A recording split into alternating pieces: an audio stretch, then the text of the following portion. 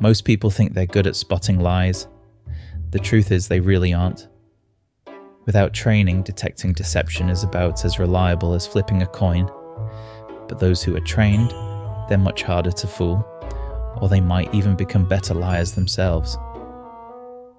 Spotting a lie comes down to two things. Listen to what people say and watch how they act. But don't just look for a checklist of liar signals.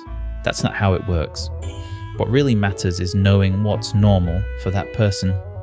Once you understand how they usually behave, any deviation stands out like a crack in a perfect mask. Listen closely and you'll start to hear the giveaways. A liar might hesitate just a fraction too long before answering, or over-explain like they're trying to sound truthful, as if saying it makes it real. Then there's the way they phrase things. Instead of saying, "I broke the bottle," they might say, "The bottle broke." Hear the difference? One takes responsibility, the other sidesteps it. Some liars get oddly precise, slipping in unnecessary words. "I just borrowed it," instead of "I borrowed it." Others avoid answering directly, changing the subject too quickly or burying you in details. And of course, people who are lying sometimes avoid saying names. Instead of "James did it," they'll say "that person," as if even saying the name makes it too real. But it's not just words. Body language gives away more than people realize. A smile that doesn't quite match the situation, a flicker of relief when the topic changes, tiny involuntary reactions.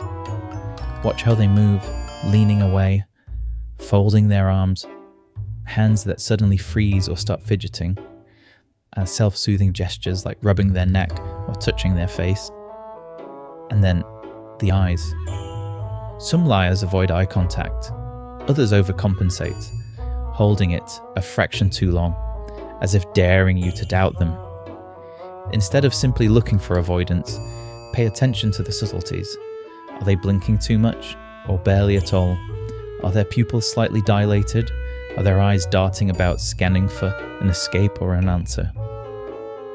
Lying puts the body under pressure. Even if someone thinks they're staying calm, their body often betrays them.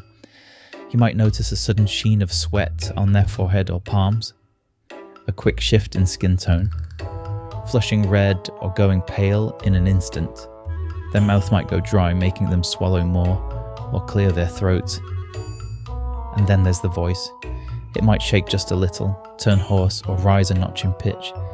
Even their breathing can give them away, becoming shallow, quick, or followed by a small, sharp sigh of relief once they think they've sidestepped suspicion. Here's a simple example. I ask, "Did you sleep well?"